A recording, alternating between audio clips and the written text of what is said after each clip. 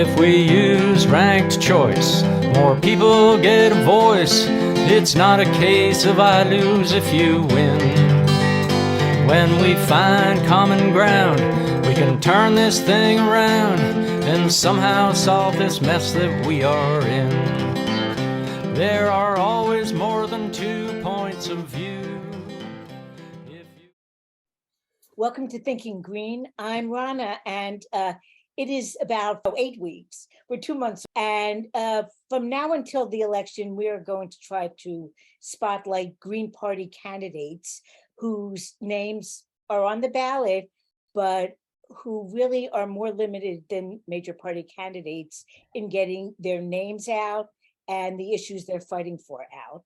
So today I am going to interview our candidates for Congress in the 1st district, which is the Hartford County area, the 2nd district, which is the entire eastern part of the state, and the 3rd district, which is the New Haven County area, and probably a lot of Middlesex County as well. Mary Sanders is running for Congress in the 1st district.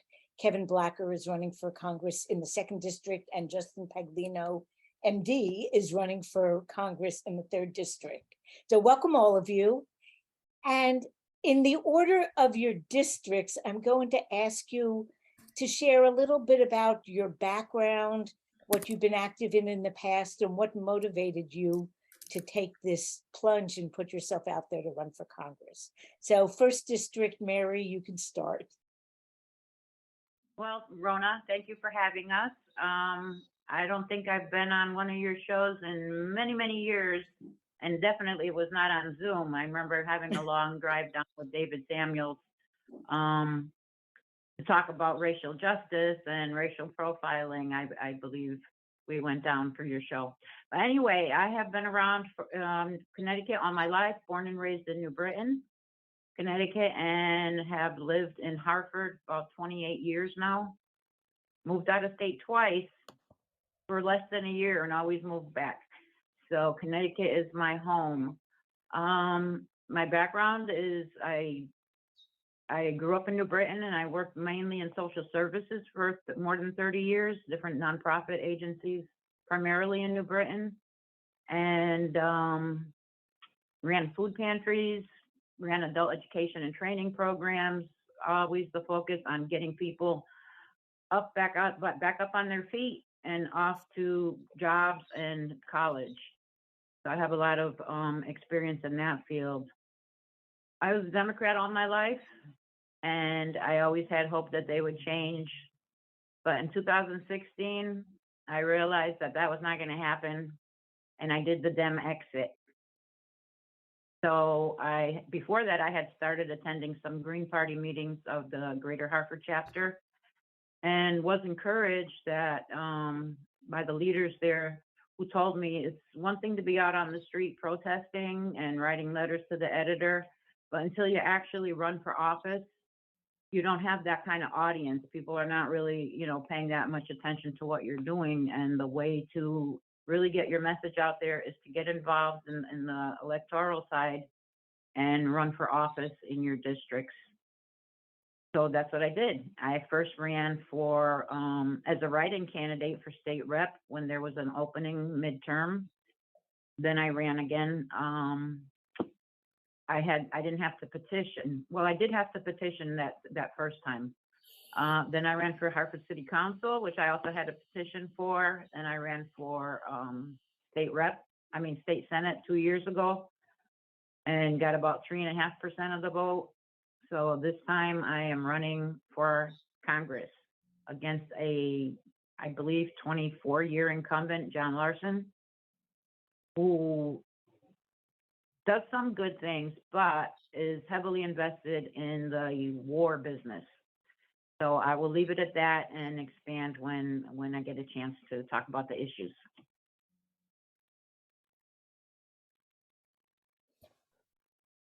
You'd think I'd have learned to unmute by now.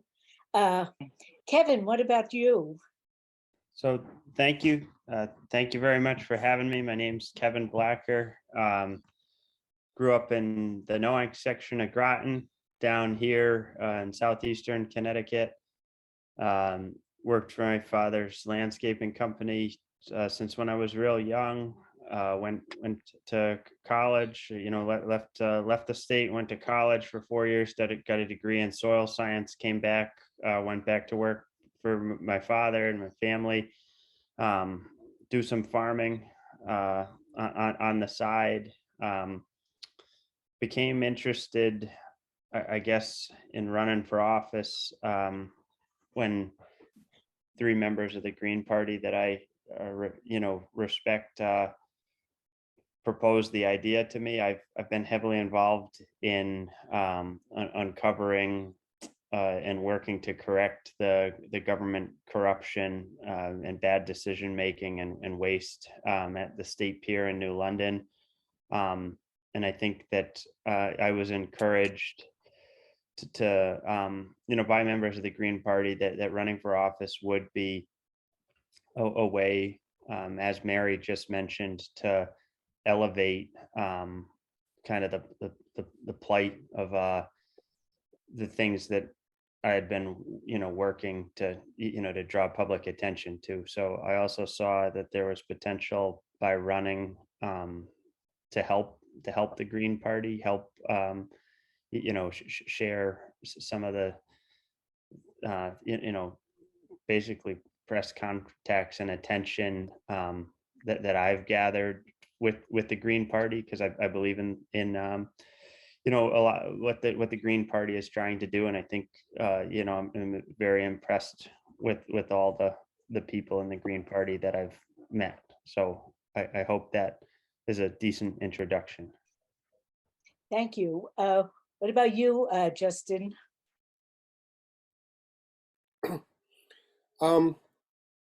Yeah, I'm originally from Shelton, Connecticut, and moved around with my father's job to a couple different states, but came back for medical residency at Yale, and then I did a PhD program, and then I did postdocing also at Yale. So I've now been living in Connecticut as an adult for since 2001, and married, have 2 kids, and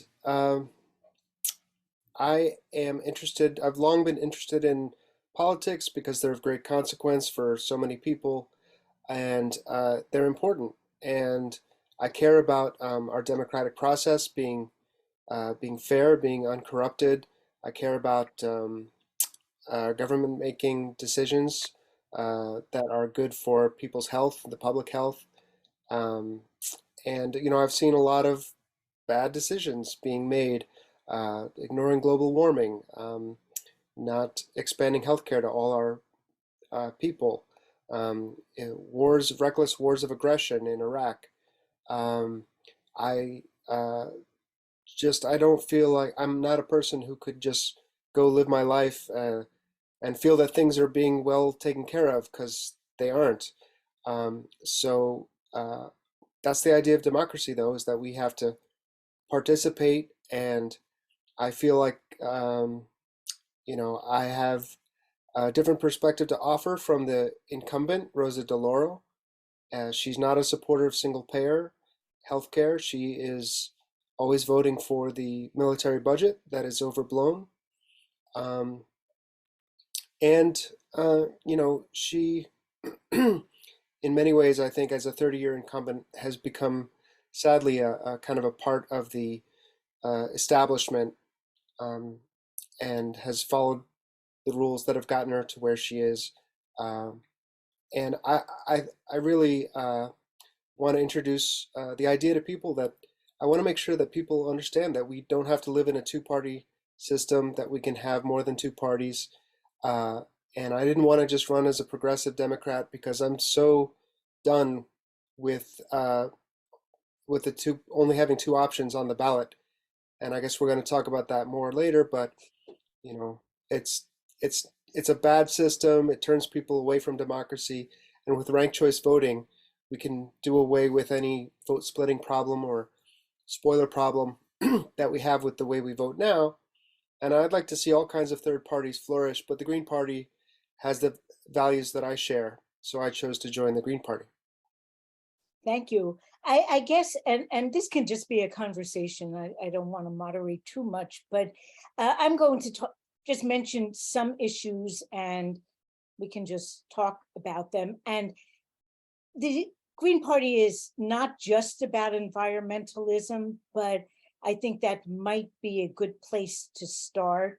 The environmental side of each of your messages. And I was thinking this partly because my very first awareness of Kevin was that he got into many bigger government corruption fights due to a plan he had to help communities in New England deal with sea level rise, with the rocks. That was back maybe 5-6 years ago, I think.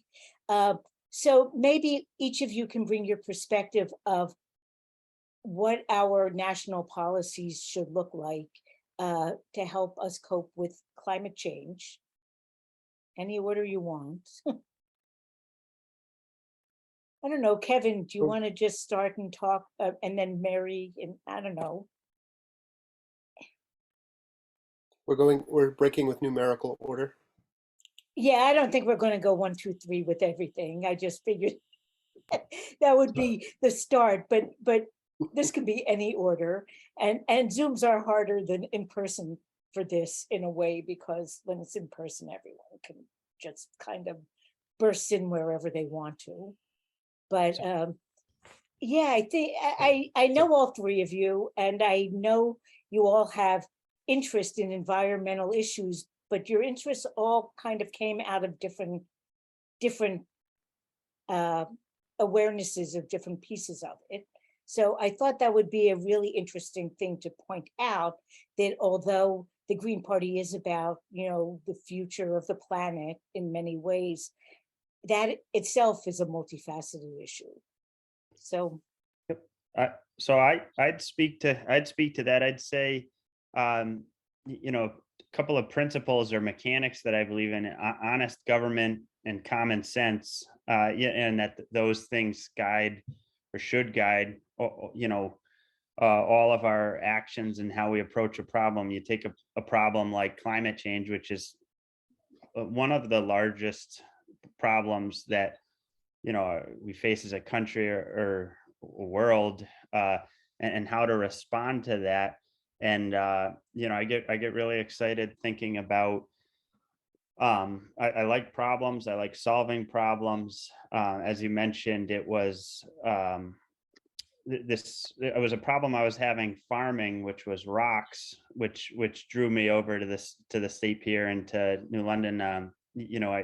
One of the biggest problems we face farming is rocks. They break your equipment, and they're the reason you can't have big fields, and you have to dig the rocks out, and then there's nothing to do with them. It's very expensive. And so I really like taking one problem and solving another problem.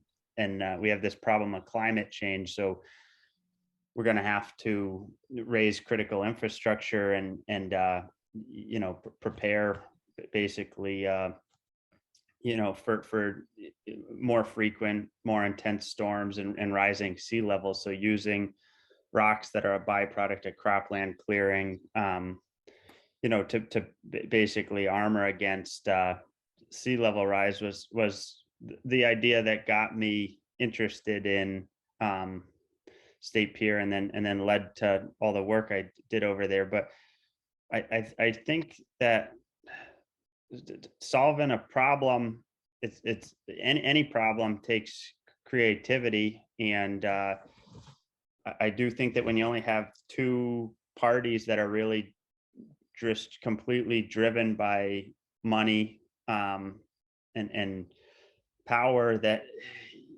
a lot of these ideas that are outside of the box or may not be as easily manipulated to deliver all the money to the big players. They get overlooked. And so I let somebody else speak.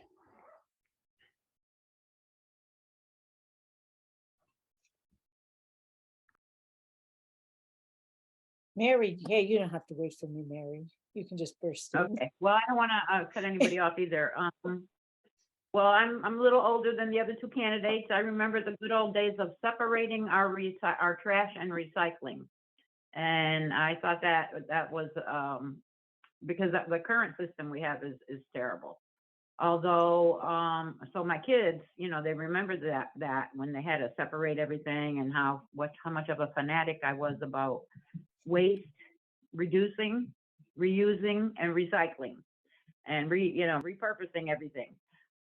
We are such a nation of consumption. You know, we have all these everything is disposable, right? So, but the other thing I've learned in the past couple of years is that the average person has been made to feel guilty about our carbon footprint when military emissions are not counted, right? So they are the ones causing the most damage to the planet. These 800 bases around the world, the burn pits, and the obviously capitalism and this consumption frenzy that we've all bought into. I was fortunate to be the Connecticut delegate to the National Eco Action Committee for 2 years.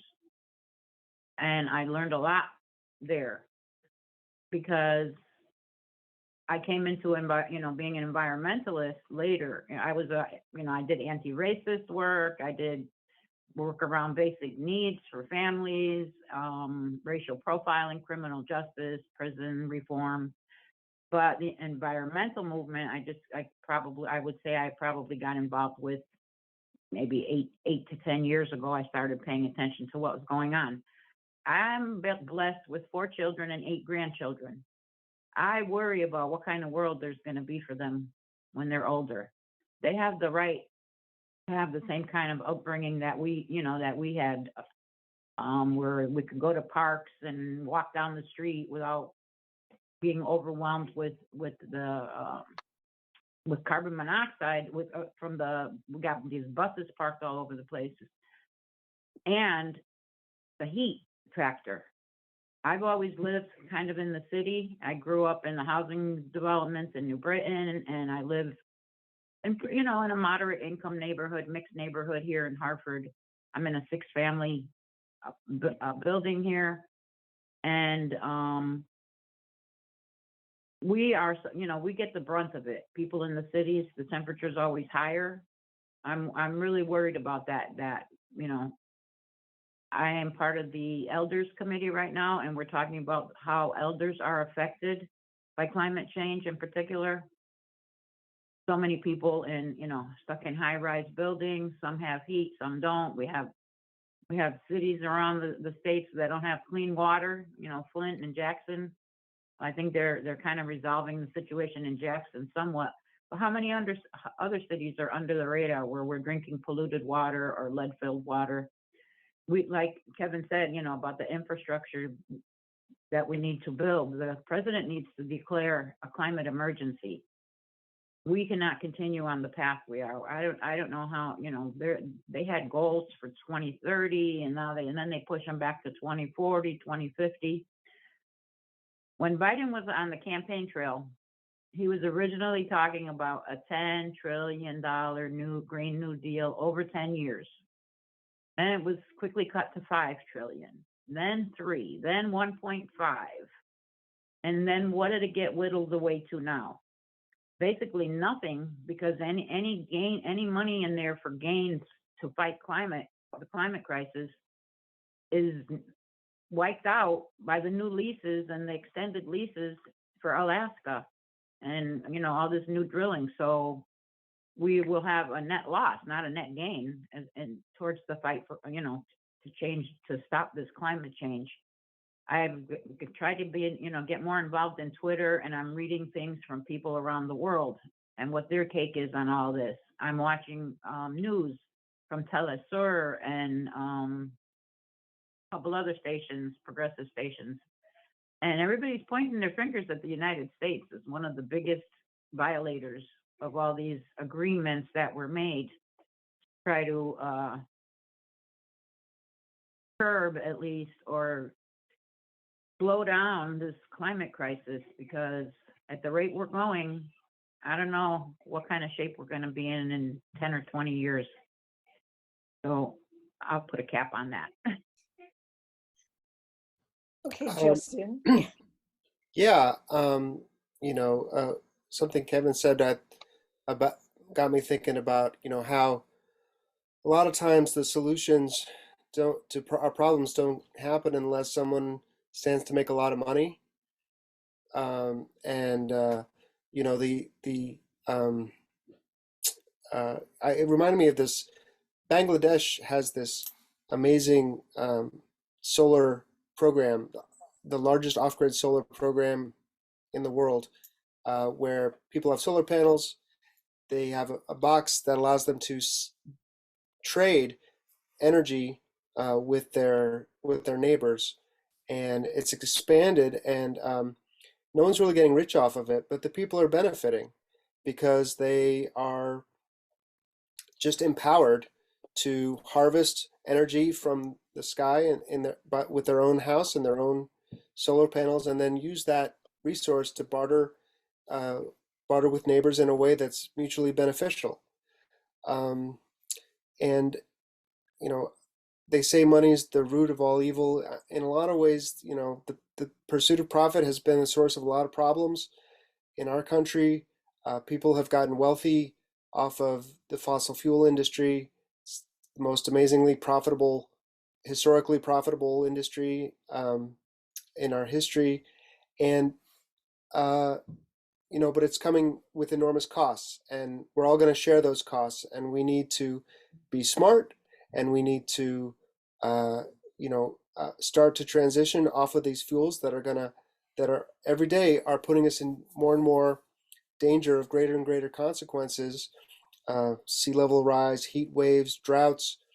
Um, there are all kinds of uh, costs associated with this that are going to be unbearable.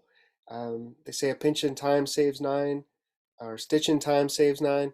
We really need to be sewing that stitch that's going to save us the nine later. And I've been watching this issue since I was in high school. I remember learning about it in my earth sciences class, and that was, 1990 or so. And here we are, 30 years later, and I've watched disappointingly as administration after administration and Congress after Congress has failed to take any real meaningful action. And this most recent bill that they passed comes with a poison pill that Manchin put in that requires drilling on public lands um, for before any renewable energy projects can happen on public lands, and to the point where some environmentalists, like the Center for Biological Diversity, are calling that bill a climate suicide pact, questioning whether it is even, the benefits really outweigh the downsides, given how much Manchin was given before he would sign on. And he's the largest recipient of fossil fuel industry cash in Congress. So a lot of this, again, always comes back to money. We in the Green Party accept no PAC money. We accept no corporate PAC money. We run on our values, and my values and the values of others in the Green Party is we want to see the planet preserved. We have no ulterior motive. We want to see people prosper. We want to see people live in a habitable climate and not suffer these consequences. Even if the consequences are already coming home to people today, but they're going to get worse even for future generations. And we concern ourselves with that too, because we view that as our responsibility as responsible stewards of the earth. We're the ones here now to make these decisions. So let's make the responsible ones. And so, what do we need to do? We need to get a lot more serious. I believe we need a carbon tax, and we need Green New Deal and spending, but I think we also need to really put a price on carbon, and that can be ratcheted up more and more. To me, it's a necessary part of the answer, because it shows that we're really willing to make this mistake expensive. It's like setting up a punishment for yourself if you do a bad behavior. You have to penalize yourself for burning fossil fuels in some way. You have to put the candy on the top shelf where it's out of reach. You know, the fossil fuels have a lot of energy. They're easy to use. We can do a lot of great things with them, but we have to learn to live without them because they're a finite resource to begin with. I mean, and we've probably used about half the fossil fuels that are in the earth to begin with. It's it's an approximation, but they're not going to be around forever, and they're not going to be around as long as a lot of people think. And as they start to wane in availability, the price is going to go up and down, up and down. And I think we're already seeing those price shocks as the population of the earth is approaching 8 billion this year, and as the price of oil has been unstable. It's an untenable situation, and it's not a stable situation. So I'll stop there, but Yeah. I mean, I'm hearing a common thread, and I think we might hear more of it as we talk about more issues, is that everything seems to have become a commodity that there are profiteers who want to make money off of it. And that almost always causes problems. The fossil fuel issue, I'm old.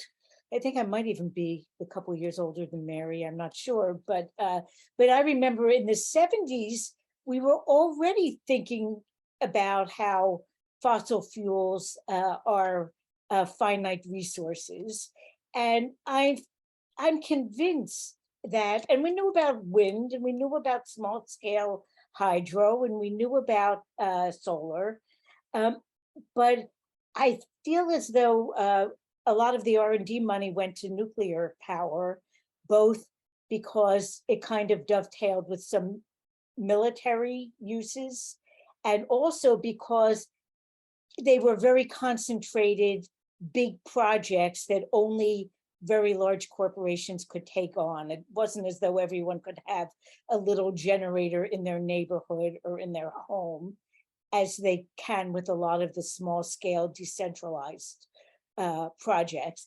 And so I thought it was a good time to, because of things that have come up, the New London Greens a few years ago decided to borrow this, I don't know, guidance for public investment priorities from Strong Towns, which is I don't know, it's kind of an urban policy nonprofit that's kind of conservative but kind of progressive too. And their suggestions for public investment are: number one, humbly observe where people are struggling. Two, ask what's the next small thing we can do to address that struggle. Do it now, and then repeat the process.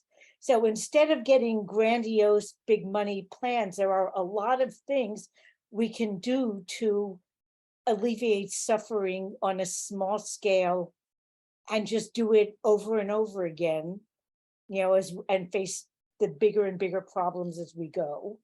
But that is not really often where money goes, how money is allocated. We see these huge bills that might do 10 great things and 3 bad things. And we're now talking trillions of dollars. So I guess, Justin, I know that you partly got, or largely got, into running for Congress because you've got a medical background, and 2 years ago, COVID was still quite new, quite mysterious, and it didn't seem as though there were many people making policy that had a science background. So I think it might be a good time for us to talk a little bit about what healthcare in this country looks like and what it could look like. And maybe you can start. well, healthcare, what it should look like is that everyone has access to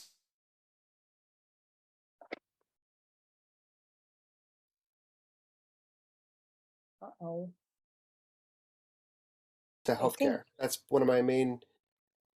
can you say Hello? that again? I think you froze for a couple minutes. Well, my connection is a little unstable. I'm getting a notification. Well, Can you try hear me again. better We'll now? cut it. Yeah, we're hearing you now. Okay. Yeah, everyone should have healthcare. Our country should be guaranteeing healthcare to everyone as a right, which is something that most other developed nations do. As Bernie Sanders pointed out over and over in his popular campaign, we are lagging behind other industrialized, wealthy nations in providing healthcare for our citizens. And it's embarrassing, and it's immoral, and it's unjust. And they estimate maybe 70,000 people die a year for the lack of health coverage. And the excuse given why we can't expand health coverage is that it would be too expensive, that it's not realistic.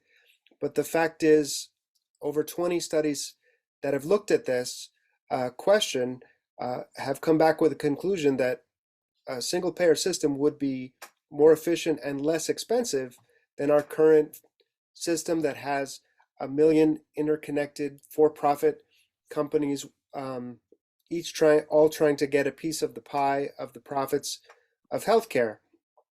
And on top of being more expensive, it's leaving not just the 10% of us uninsured, but another 10 or more percent underinsured, and a good 40% who say they often, at least who say they can't, they often delay getting the medicine they need or getting the appointment they want with their doctor because of financial concerns.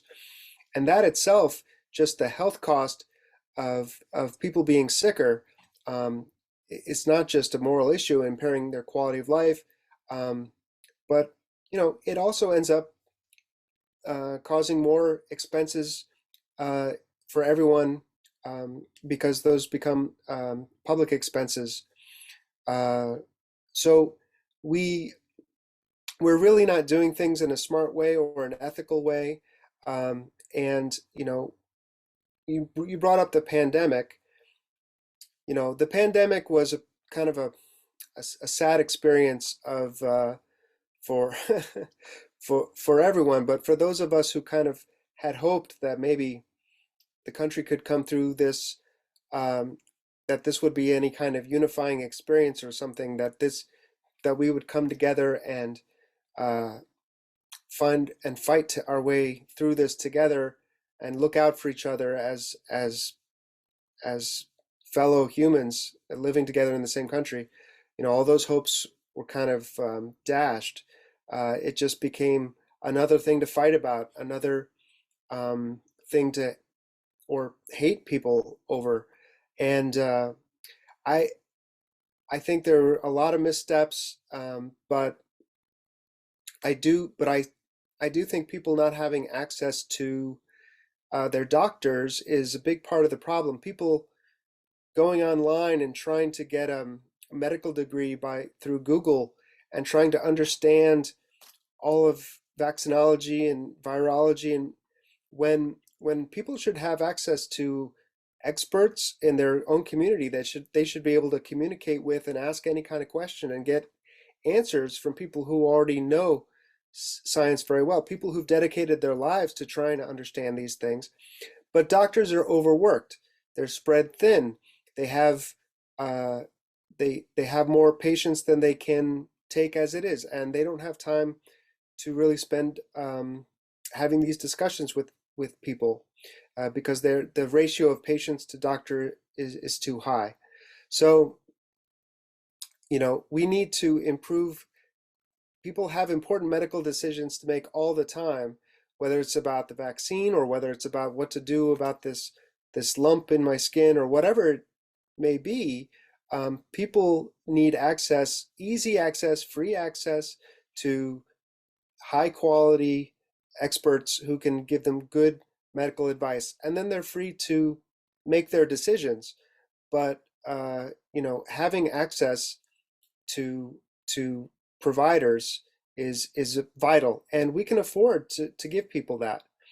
Like I said, it's less expensive than our current system, and it's only because of the corruption in our system that we haven't transitioned yet to single payer. And before the other two speak, I want to kind of indulge myself and share the screen. And this was a real eye-opening moment for me. Ringo Starr's band was going to be playing at, or is soon playing or played over the summer in Bridgeport at the Hartford Healthcare Amphitheater. And it made me wonder why a healthcare company would have the kind of money to put their name on an amphitheater that can host a big name like Ringo Starr. Where's that money coming from? People's insurance premiums? I haven't yet. I saw this first several months ago. I haven't gotten over it. So thanks for indulging me, but I just feel like, having a profit motive in the healthcare system is obviously going to drive up costs and cause conflicts of interest for medical professionals who are incentivized to save money, but also have taken an oath to serve their patients' needs. So, Kevin or Mary, do you want to weigh in on the subject of healthcare?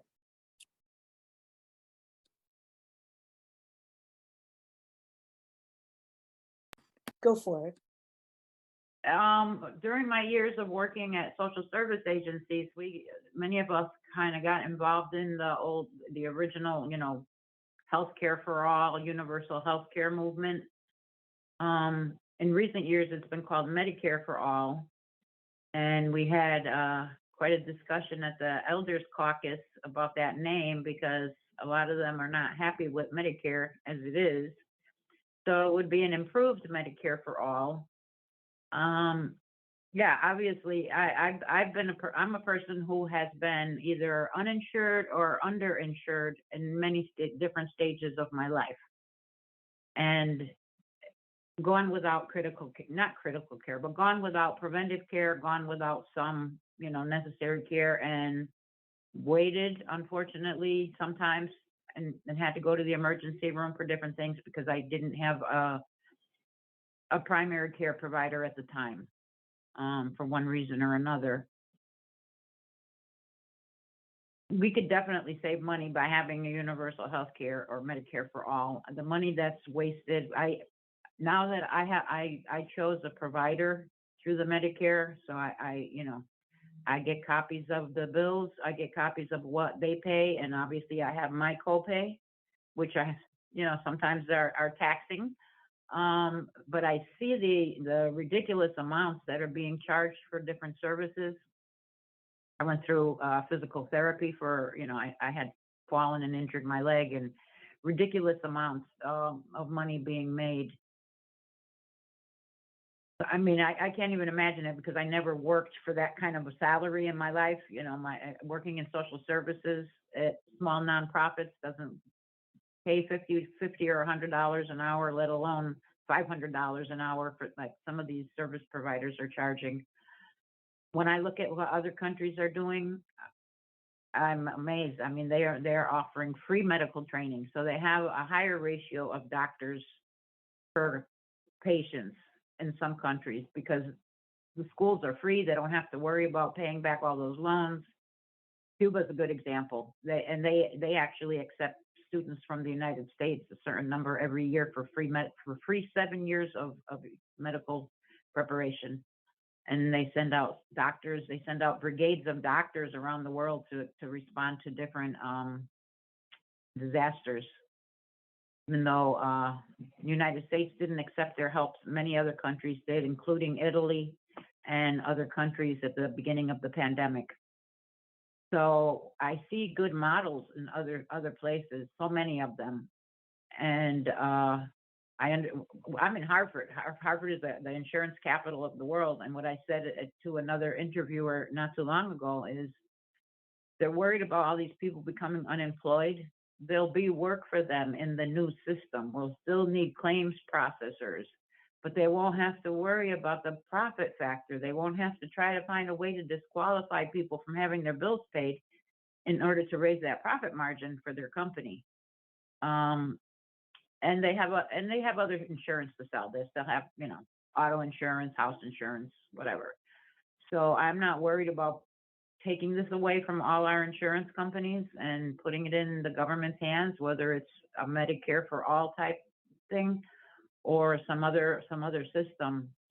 But at that point, the claims processors would be working for the government and not for a private insurer, so they wouldn't have that added pressure of trying to reap profits for the company, and people would get much better care. I've heard so many horror stories about people not getting care at all because they didn't have insurance. A lot of working people working, that are underemployed, working part-time, they're in companies with less than 50 employees, so the company's not mandated to provide something to them, or other companies that are mega companies but offer crap insurance to their employees with high co-pays and high premiums, and people are just trying to scrape by. So the United States needs to start taking care of its people.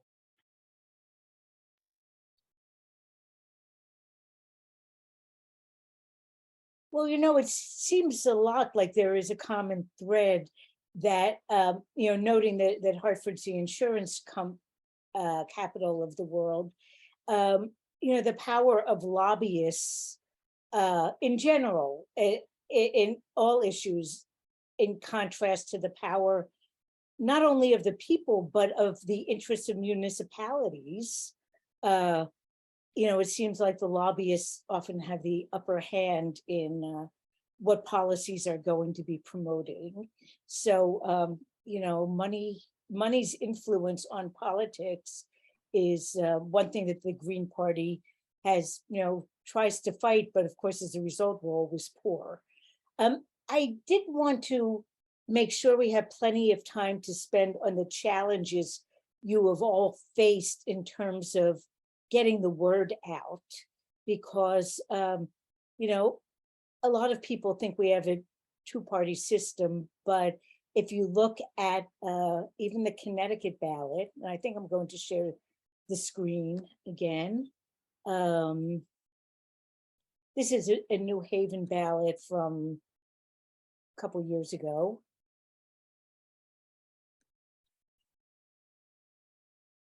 Let's see, and I think you can you see the New Haven ballot? So even though it's arranged as a grid, there are 1, 2, 3, 4, 5, 6, 7, 8 parties on our ballot, plus a line for independent with a small I, independent petitioning candidates, plus a line for write-in candidates. So, you think two-party system, but really, when people look at their ballots, they're likely to see 7 or 8 party lines on those ballots. So I know that each of you three has had problems getting invited to candidate debates as individuals whose names are going to be on the ballot. So maybe each of you can share your experiences.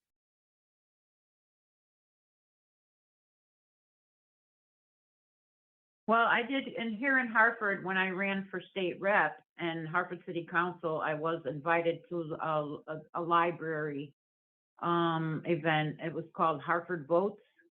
And it was more like meet the candidates, let the candidates talk about themselves. There was not really a back and forth between candidates on any of the issues, but I have been able to attend a couple of those.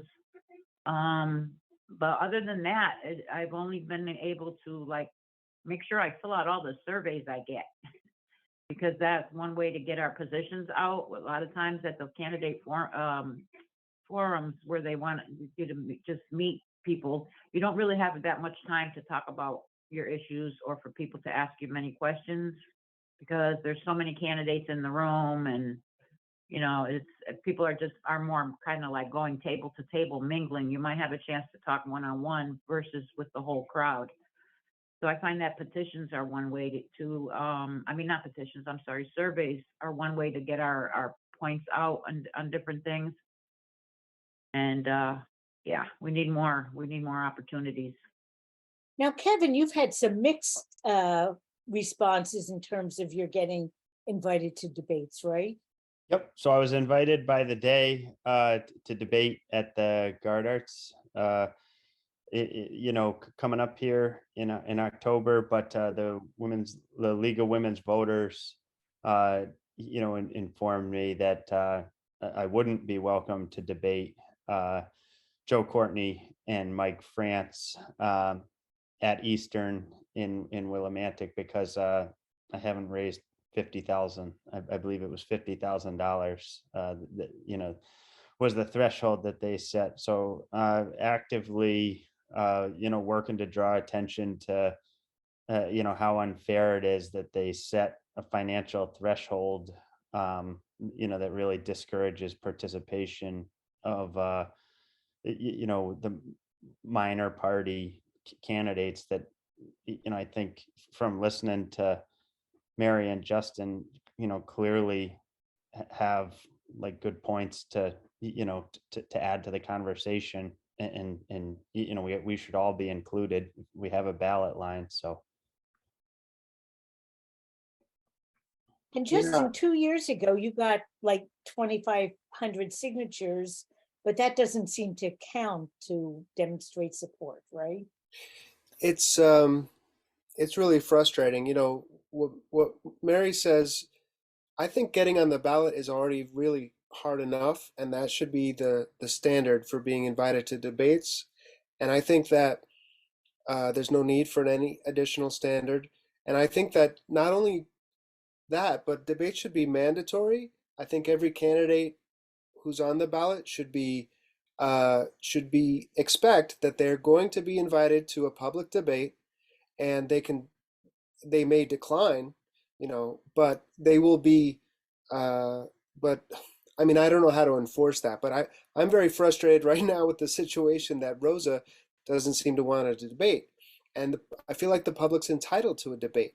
The public's entitled to hear these different perspectives, and if a candidate can just shrug it off, then you know, what's left of our democracy.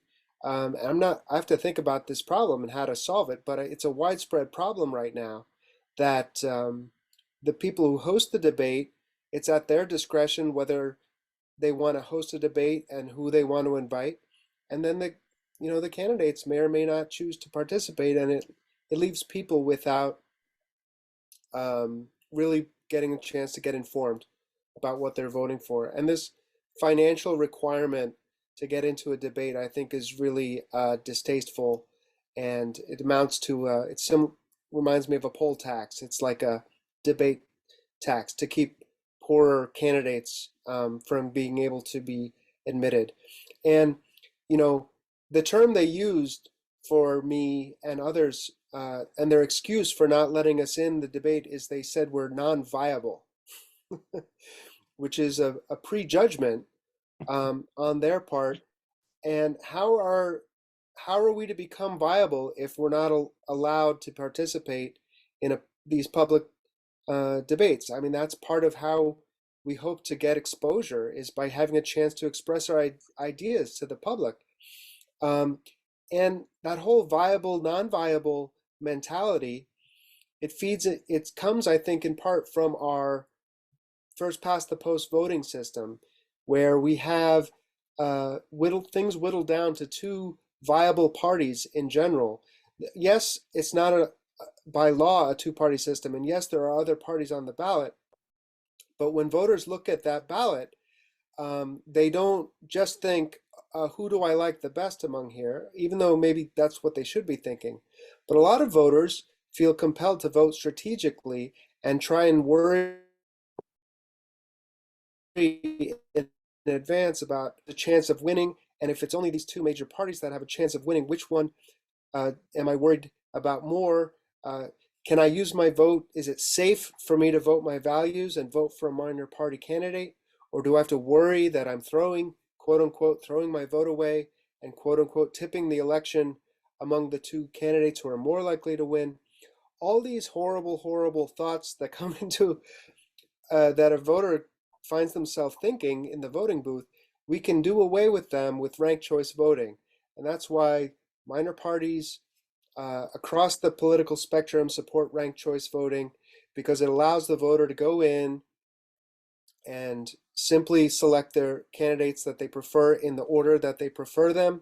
And they don't have to worry about who's a viable candidate, who's not a viable candidate, who's, you know, they don't have to worry about tipping elections. They don't have to worry about throwing away their votes.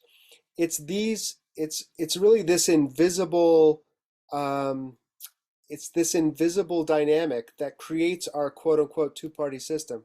It's nothing written down anywhere. It's nowhere is it written that we can only have two parties. It's nothing and you won't see it on the ballot. There'll be more than two parties on the ballot many times. But what creates this two-party dominance is the way we vote.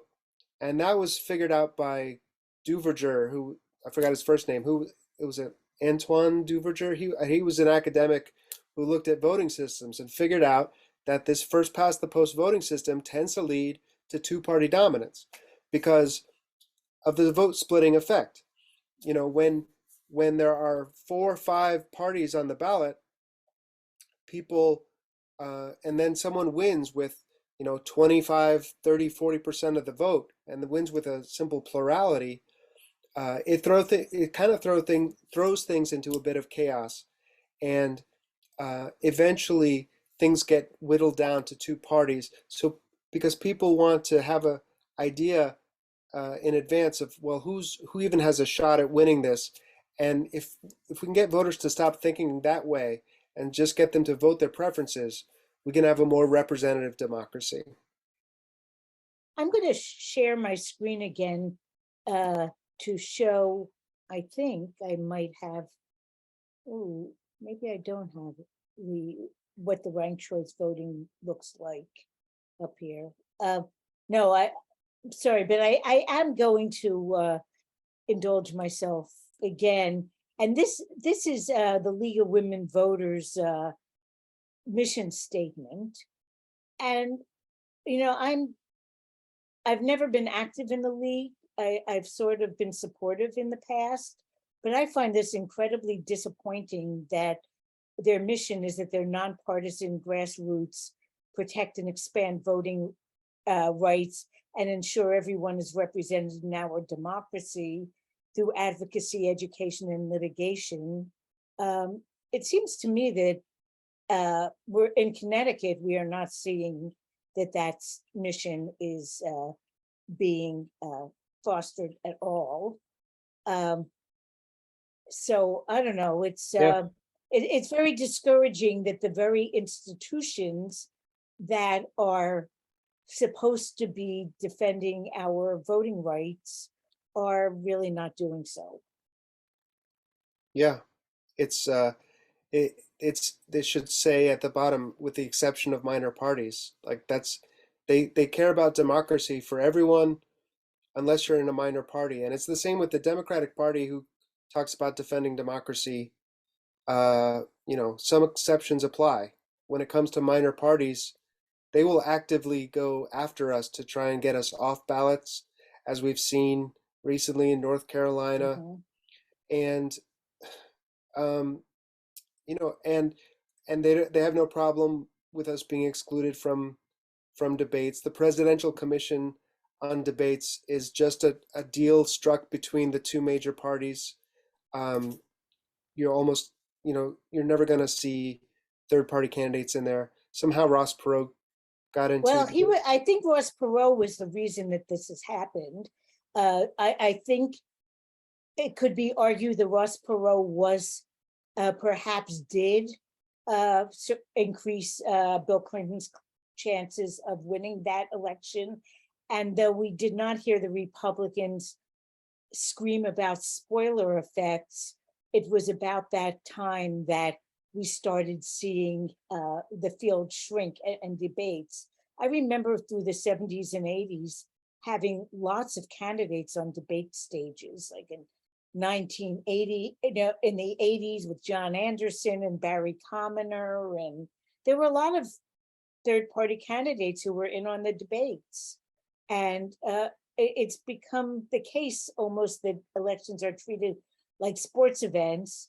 And the Connecticut ballot is one of the worst because, you can say vote row A or row B or row C and sort of overlook that there are people on these rows.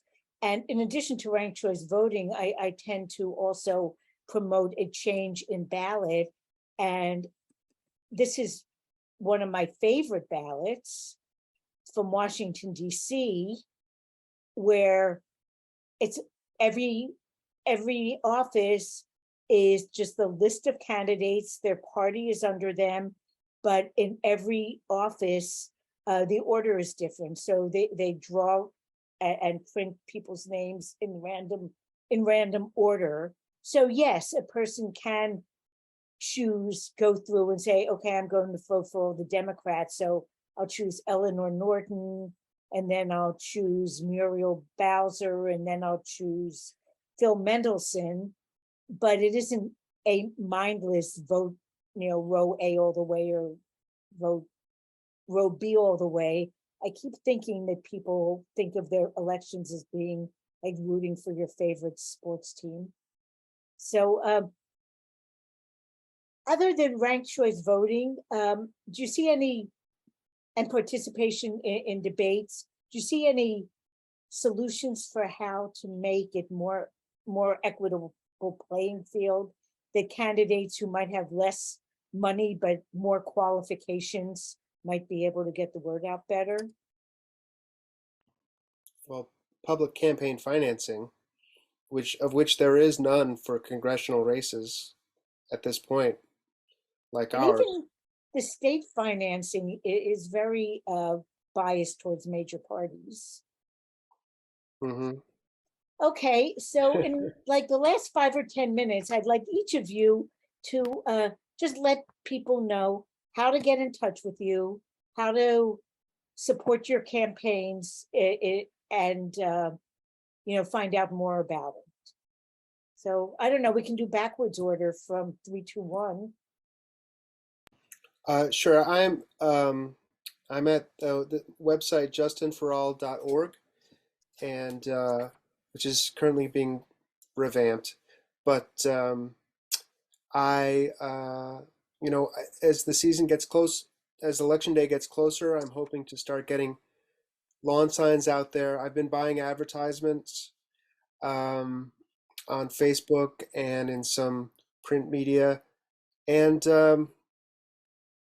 yeah, if you sign up for my newsletter, I will keep you informed. So if you go to my website and sign up for my newsletter, you should be getting some emails from me. Not a deluge, not a horrible flood of emails. I don't send them out very often, but I'll keep you up to date. Okay, Kevin. So the preferred way for people to get in touch with me would be to write a letter to the editor of a local newspaper. I read as many newspapers as I can.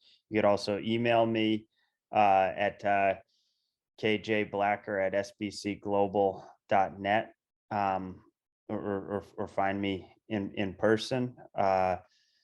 And I just say, I guess, I talked to Scott Deschaphy about the work that he did. He said 89 out of 90 days he was out for 6 hours a day to get the Greens the ballot line for the second congressional district. I think that if the three of us work really hard and make I mean, if we work hard and draw attention, the work that we do is going to make things easier for the next people that come along and want to do this. I think that both of you have raised excellent points, and I look forward to hearing more from you guys, and thank you, Rana, for having this show.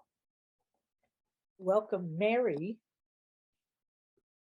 Yeah, this time goes by fast. We didn't have a chance to talk about safety nets. We didn't have a chance to talk about the imperialistic wars, and all this money on nuclear weapons. But if people want to see more about what I'm about, you could either email me at msanders_harfordgreens@yahoo.com, msanders_harfordgreens@yahoo.com, or my page is Mary L. Sanders in the House. That's a Facebook page, but that's my political page, Mary L. Sanders in the House. And I will answer any questions or send you information about what else I'm working on. I've been heavily invested in the peace movement the past couple of years, the Hiroshima Remembrance event, where I announced my candidacy August 6th, and working to stop all these weapons from being sent overseas, and working to stop this craziness of developing new nuclear weapons. And we have more nuclear weapons that could wipe out the whole planet, and we're investing, I don't know how many more billions or trillions in new nuclear weapons, because we got to be the strong guys. Peace. Well, we didn't get to talk about a lot of the issues, but there's still 2 months till Election Day, or almost 2 months. So it doesn't mean we can't do this again. And maybe, some live shows as well, because they're great, because you can get people calling in and asking questions about, what you're talking about as well. So, but thank you to the 3 of you. We will add a slide to the end of this where people can see your contact information and how to get in touch with you. And we'll try to get the news out any way we can. But I want to personally thank you all for putting yourselves out there, because I want to have someone to vote for in as many offices as I can. And I have to say that in some offices this year, I can't vote for anyone whose name is on the ballot, because they don't represent the values that I want to see in a public servant. So I really do appreciate people who put themselves out there and just bring all these issues to light. So thank you so much. Yeah, sure. One final message to people: just keep in mind, it's better to vote for what you want and not get it than to vote for something you don't want and get it. If you don't vote for what you want, you'll never get it. That is true. Yep. So yes, thank you. And hopefully we'll get you on again when it's closer to Election Day, and we'll try to keep people posted when there are in-person events that they can meet you at.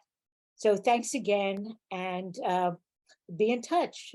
And for the rest of you, we will be focusing on more candidates as the election season progresses. So we'll see you then. If we use ranked choice, more people get a voice. It's not a case of I lose if you win. When we find common ground, we can turn this thing around and somehow solve this mess that we are in. There are always more than 2 points of view. If you listen, you'll find out that it's true.